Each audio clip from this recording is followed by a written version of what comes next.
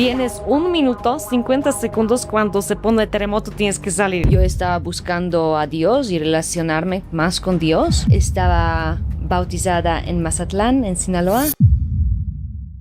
María, antes de que llegaste a México, al caos de México, como creo que dijiste, vivías en una de las ciudades más hermosas de toda Europa, con un trabajo corporativo seguro, Lisboa. Pero antes de entender por qué México y por qué dejaste atrás todo esto, me gustaría que te conociéramos un poco más y tu país sobre todo. ¿De dónde eres? Mi nombre es María y soy de Eslovaquia. Eslovaquia. ¿Cómo describirías Eslovaquia a los mexicanos? Es país montañosa, país que tiene buena comida que llena, pero la diferencia que hay aquí está un poquito más grasosa y por ahí es más, en inglés es como que fulfilling, como satisfying, como que te llena. Sí. Ok, pero ¿qué comen en tu país exactamente? Algo muy similar como en Alemania, como knödelki. Oh, buenísimo.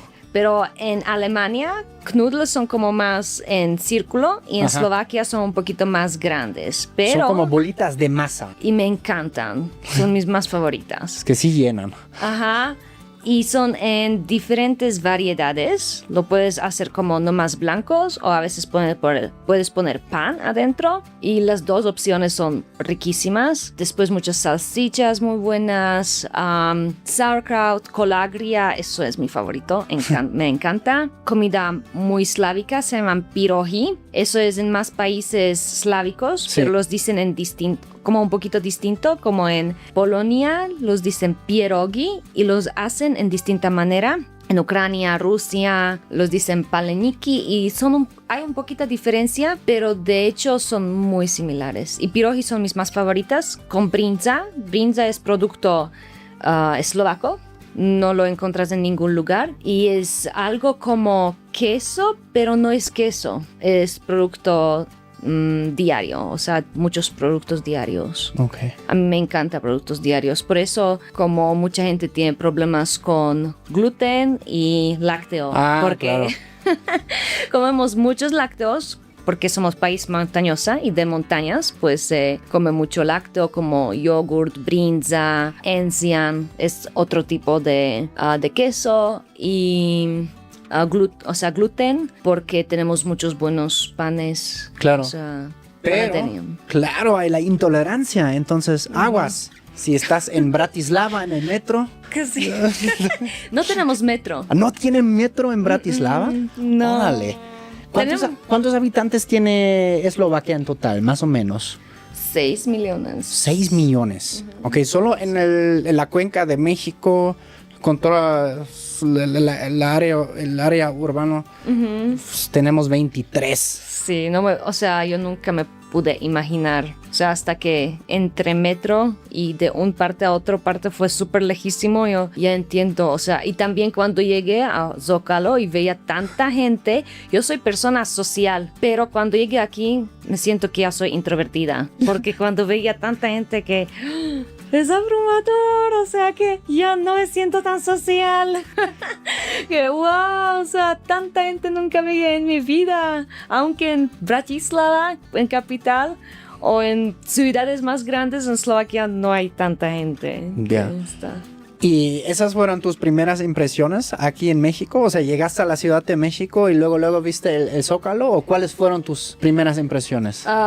No llegué primera vez a Ciudad de México. De los Estados Unidos llegué directamente a Cancún primera vez. Y primeras impresiones mi primera impresión de México fue que la gente son súper bajita, que nunca veía tan bajita gente como es que aquí. Claro, en Cancún también son más, en promedio son más chaparritos. Ajá, sí. Y vos nunca veía tan gente chaparrita y tampoco que, al menos en Eslovaquia es como país homogéneo, como homogeneous, que nomás por lo general hay nomás una cultura. Yeah. Hay un poquito de húngaros en sur, ya en capital son un poquito más extranjeros últimos años, pero no es como que en Alemania, que es multicultural, sí, o en países de oeste que todos migrantes son bienvenidos. O sea, básicamente somos nomás eslovacos y cuando yo siempre estaba en Eslovaquia, estaba como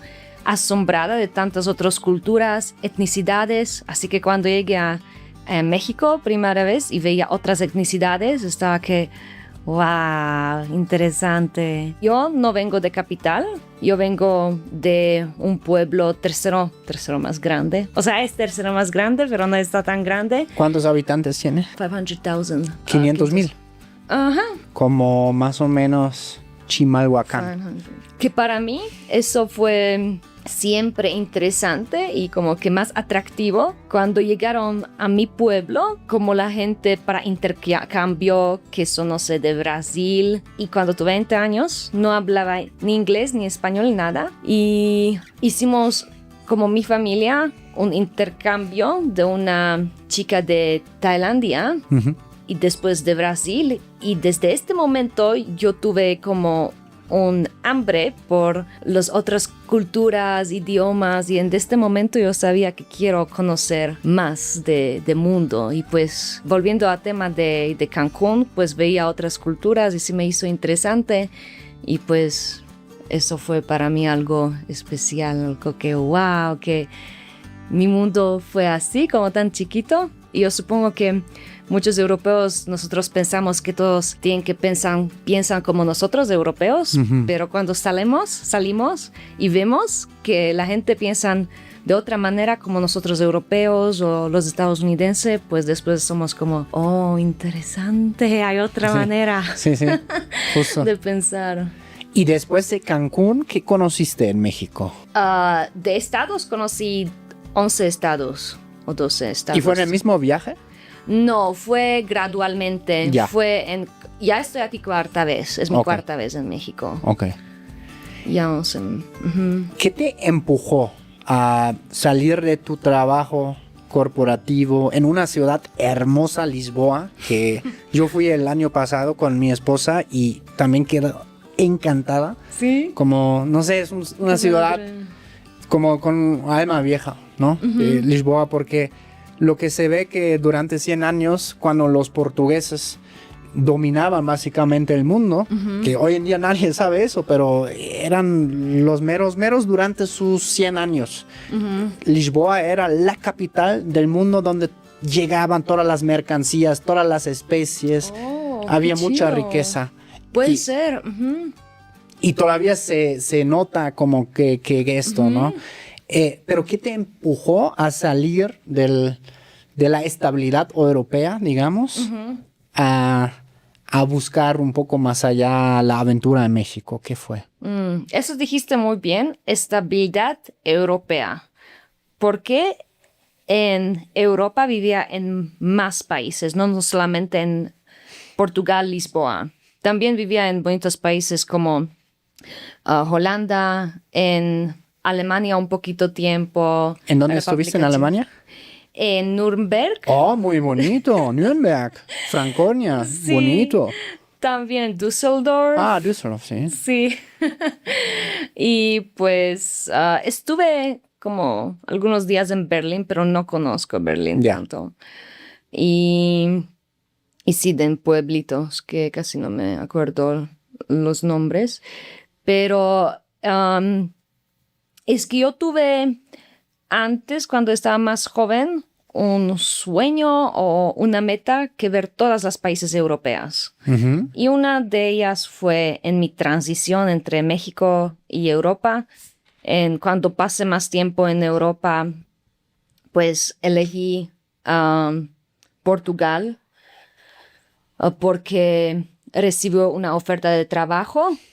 Pero básicamente, aunque es preciosísimo, yo sabía que no voy a quedar mucho tiempo ahí porque no hablo portugués. Pero el chiste es que si hablas español, hay muchos brasileños ahí, te puedes comunicar con ellos con facilidad. Y yo me di cuenta que entiendo portugués de Brasil en comparación de portugués de Portugal. Sí, es muy diferente. Ajá. Y por eso, como no hablo portugués de Portugal, yo sabía que eso será nomás una corta temporada. Y pues cuando trabajaba ahí, pasó algo que me hizo a decidir si quiero quedar allá o no quiero quedar allá, y hizo una decisión loca que en este momento no tuve salario tan grande porque no fue como corporativo chido, fue corporativo más trabajo que no estaba tan... Corporativo explotador. Así es. No quería decir esto. La mera neta, corporativo explorador. No, explorador, explorativo, ¿no? Sí. Es muy mal. Y pues yo sabía que eso será nomás para conocer Portugal, quedar allá como conociendo más Portugal, en vez de conocer mi trabajo más profundo o crecer en este trabajo. Y en este momento cuando pasó algo que pues no fue la mejor temporada en mi vida, pues ahí decidí, aunque que no tuve como tantos ahorros, decidí renunciar a este trabajo y regresarme a México. Y en mero este día, cuando terminé este trabajo, como 2 días después, o 3 días después, cuando yo tuve mi vuelo a México, cuando me llegó mi salario, me llegó doble. Y eso estaba como, ¿se equivocaron o qué pasó? O sea, no manches, o sea, ¿cómo que me dieron doble? Y pues eso fue, en día de hoy, como lo veo, cuando lo estoy reflejando, un milagro, la neta, porque pues ninguna vez en mi vida me dieron, o sea, por equivocación, doble. Y en mero este día, cuando tuve mi vuelo, un amigo me escribe con quien no estuve en contacto para nada, si quiero traducir algunos documentos de inglés a eslovaco, checo, eslovaco, y pues que me va a pagar adelantado. Y yo, ¿qué? O sea, ¿es la broma? O sea, que no inventes que básicamente se me acumuló de nada, digamos, a un presupuesto que yo sabía que eso fue como una puerta abierta y que como Dios lo aprobó, que de hecho fue como de Espíritu Santo, que wow, que gracias Dios, que yo sabía que en este momento fue buena decisión, porque cuando tomaba las decisiones antes estaba como indecisa, pero en este momento yo sabía que tomé, aunque que no tuve tantos ahorros, pero tuve, eso fue, o sea, me decidí, aunque que no veía claro cosas, como en fe lo digamos, que aunque que no ves, tienes que tomar decisión. Y eso tomé y se me aprobó. Después. Ajá, se me aprobó después, que fue la mejor decisión que pude tomar. Okay. Me regresé a México y no me atristecía, no sé si se puede decir así, no me arrepentía que tomé de esta decisión. Okay. Está más profundo. Sí. Pero eso es más versión corta, ¿sí? Okay. O sea que no vi clarito si estoy tomando buena decisión, nomás lo tomé por pura decisión. Sí. Y luego, pero luego se me aclaró que fue la mejor decisión, que dejar todo esto ahí, pues tuve razón, que tuve explicación que fue propósito detrás de esto. Sí, tal vez todavía en el momento no lo veías, Así ¿no? es. Y tomaste la decisión y todo se acomodó. Todo se acomodó, que cuando día de hoy y reflejo esto, y cuando ahorita estoy tomando algunas decisiones que no estoy viendo claro, pero por fe estoy tomando paso de adelante, y después es como voz interno que te dice, yo lo digo Espíritu Santo, que te dice sí, lo puedes tomar, aunque que no lo ves claro, así lo veía antes, y pues gracias a Dios, pues sí, fue un milagro para mí. O sea, tengo así algunos milagros en mi vida. Y después, para algunas personas se puede decir que eso es loco. O sea, nunca haría esto. Y para mí sí, también se me hace loco de algunas de mis historias, pero se acumulan de poco a poco, así que... Y en algún momento tú marcaste a la empresa y dijiste, oye, ¿Por qué me transfirieron doble? De hecho, yo estaba ahí en HR y preguntando. En RH estabas. Ajá. Ok. Que por qué me transfirieron y me dijeron que se equivocaron. ¿Y qué? Y me dijeron que, ok, es otro tema, eso supongo que es privado. Pero de hecho, nunca me lo, o sea, terminar todo esto, nunca me lo pidieron de regreso. ¡Wow! ¡Qué Nunca. chingón! Ujú. Eso fue para mí, yo sabía qué decisión que tomé fue conectado con esto. Ok. Porque nunca me pasó nada, algo así. Y yo estaba esperando como medio año.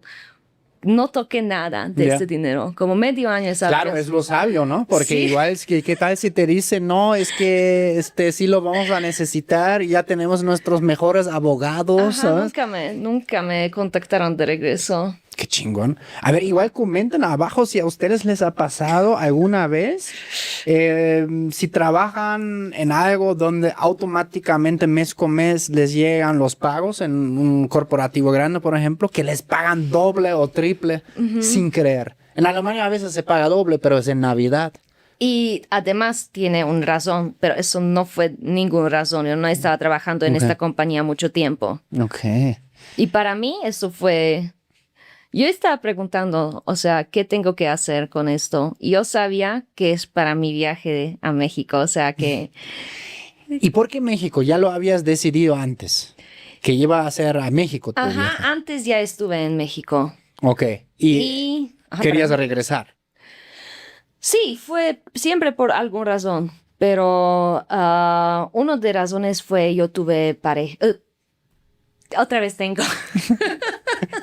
Estábamos ida y vuelta, estábamos en reconciliación, separación, reconciliación y ahorita estamos en reconciliación. Muy bien. Claro, la traducción entre el eslovaco y el español a veces. Sí. Qué chingón. Y después, en tus próximos viajes, ¿cuáles fueron tus impresiones de México?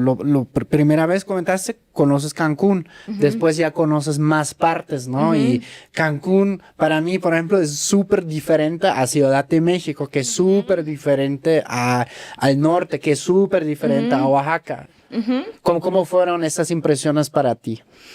Como que si fuera otro país, me siento como en Europa.